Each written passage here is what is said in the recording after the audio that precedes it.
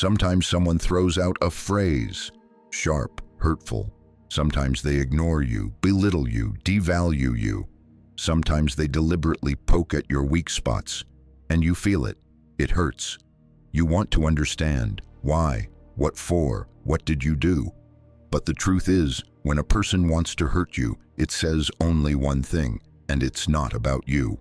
The Roman emperor and philosopher Marcus Aurelius wrote, "People do not trouble us by their actions.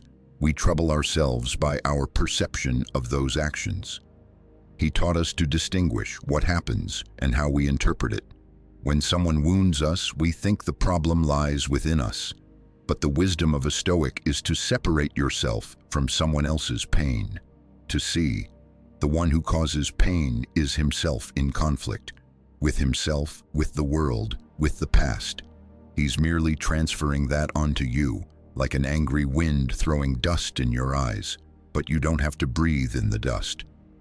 Epictetus, a slave who became a philosopher, said, "It is not he who insults you who injures you, but your opinion that these things are insulting." This doesn't mean not to feel. It means not to dissolve in someone else's poison. When someone tries to hurt you, they don't control your soul. They're simply pressing where healing is still needed. And you have a choice, not to respond, not to seek revenge, but to understand. Because understanding is stronger than resentment. It heals. It sets you free. Friedrich Nietzsche wrote, "He who fights with monsters should look to it that he himself does not become a monster." The pain someone tries to inflict on you is a test. You can strike back, or you can remain yourself. The one who wounds is wounded. He strikes because he doesn't know how to touch. He stings because he doesn't know how to speak of himself. Nietzsche didn't justify evil. He taught, be above. Not because you are better, but because you are purer. When someone hurts you, you stand at a crossroads, to reflect or to illuminate, to become a mirror or the sun. Leo Tolstoy believed in the power of love, even toward those who do harm. He wrote, "Evil cannot be destroyed by evil. It only strengthens it." When someone causes you pain, they are trying to pull you into their inner conflict, to make you a participant in their personal war. You have the right to refuse. Tolstoy would say, "See him as lost, not as an enemy." That's not weakness. It's a strength the world desperately lacks. Sometimes you need to walk away. Sometimes you need to remain silent. Sometimes you need to say no. But always, keep kindness within you. Knut Hamsun wrote about people who weren't heard, about the silence inside, about pain hidden behind words. He said, "The cruelest people are those who were once not allowed to be kind." A person who causes pain is almost always someone who, once upon a time, wasn't heard, wasn't held, wasn't understood. And so he became a thorn, so no one would come too close. When someone wounds you, remember, it's not strength. It's despair disguised as harshness.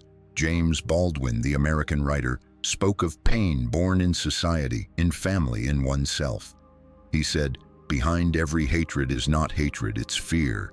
When someone causes pain, they're afraid of closeness, of truth, of vulnerability, and instead of dialogue, they strike. Instead of asking, they accuse. Instead of honesty, they sting. Baldwin said, "Understanding does not make the pain hurt less, but it makes it no longer yours." The philosopher Hannah Arendt observed how evil becomes ordinary. She wrote, "The trouble is not with monsters. The trouble is that ordinary people stop thinking and feeling.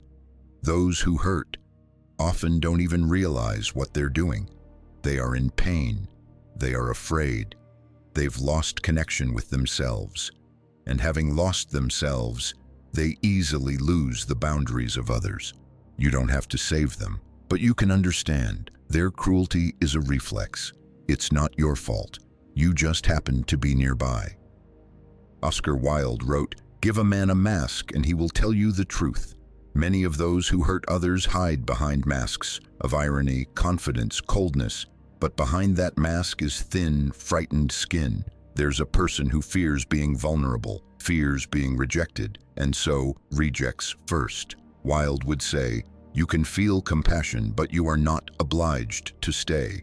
You don't have to be a target to prove that you are kind." Bernard Shaw wrote, "People are always blaming their circumstances. I don't believe in circumstances. The people who get on in this world are the people who get up and look for the circumstances they want." The one who causes you pain is often someone who feels like a failure himself. He couldn't deal with his own life, didn't become who he wanted to be, and now he blames those who are close, those easiest to reach, those who won't fight back. This is not your fault. This is his disorder.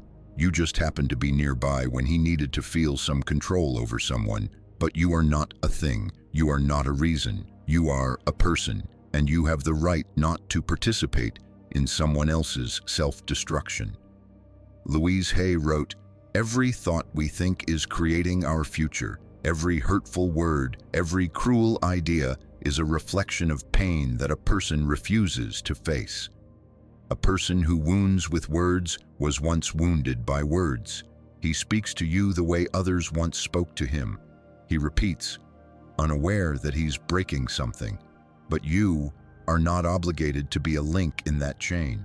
You can stop the repetition and say to yourself, I do not accept this. This is not about me. This is about someone who hasn't healed their childhood, their guilt, their need to feel needed by belittling someone else." Jean-Paul Sartre became famous for the phrase, "Hell is other people," but few understood its true meaning. Sartre was speaking about how we often give others the power to define us, to look at us, judge us, humiliate us, and we accept it as if that's who we really are. But the truth is, only you know who you are, not the one who yells, not the one who manipulates, not the one who calls you nothing. You are not their gaze. You are not their anger. You are not their wound. You are the silence in which you can hear yourself again. Charles Bukowski never sugarcoated reality. He spoke harshly, but sometimes truthfully. He wrote, "We are all broken. Some of us just hide it better. A person who hurts cannot control the destruction inside them. They're like a roofless house in a storm, and everything that was once inside gets thrown out. Without warning, without filter, without feeling, they are not strong.